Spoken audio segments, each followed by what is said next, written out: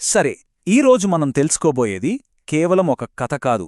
సంగీతం, నాట్యం, సమాజం ఈ మూడింటినీ కలిపి ఒకప్పుడు తెలంగాణ పల్లెల్లో చైతన్యాన్ని రగిలించిన ఒక అద్భుతమైన కళారూపం గురించి మనం మాట్లాడుకోబోతున్నాం. దాని పేరే బుర్రకథ. ఒక్కసారి ఊహించుకోండి, చల్లటి రాత్రి, ఊరి నడిబొడ్డున మంట వెలుగుతోంది. చుట్టూ వందలాది మంది ఎంతో ఆసక్తిగా ఎదురుచూస్తున్నారు. ఇంతలో ఒక గంభీరమైన స్వరం వినిపిస్తుంది. వినరా వీరకుమారా, వీరగాథ వినరా.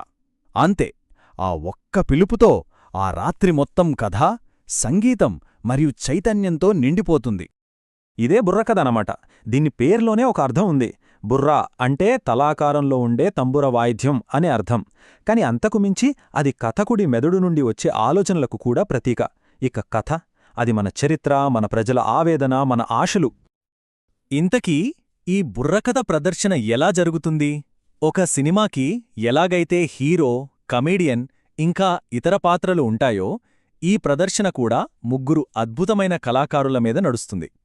వాళ్లే ఈ కథకు ప్రాణం పోస్తారు.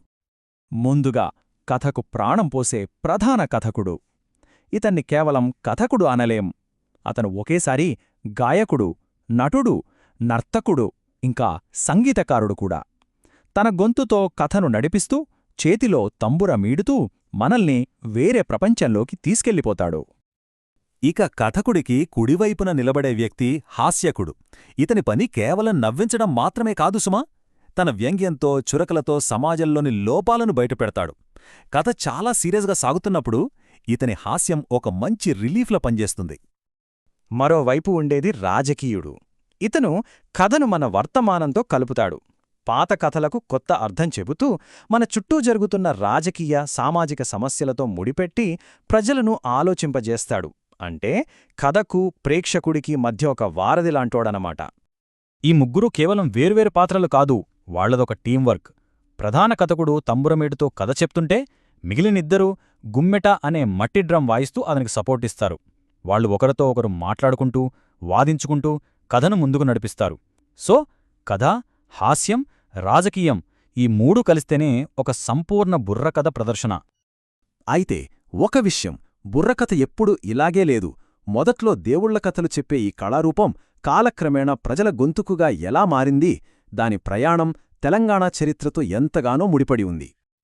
చూడండి, దీని ప్రయాణం ఎలా సాగిందో. ఒకప్పుడు కేవలం శివుణ్ణి కీర్తించే జంగం కథగా మొదలైంది.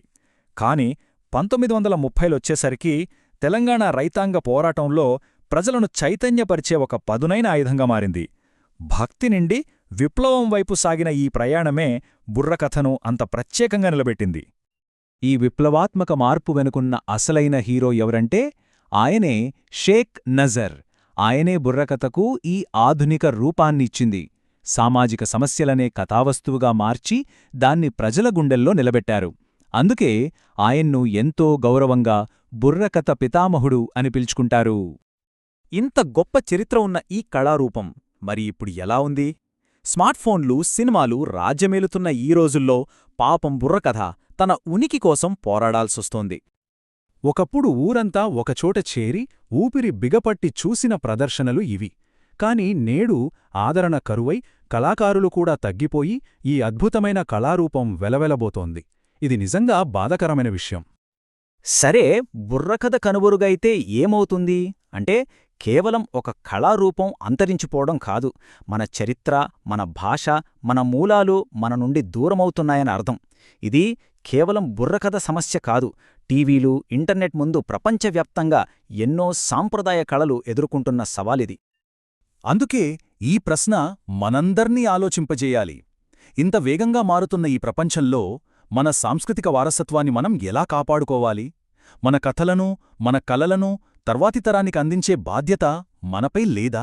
ఆలోచించండి.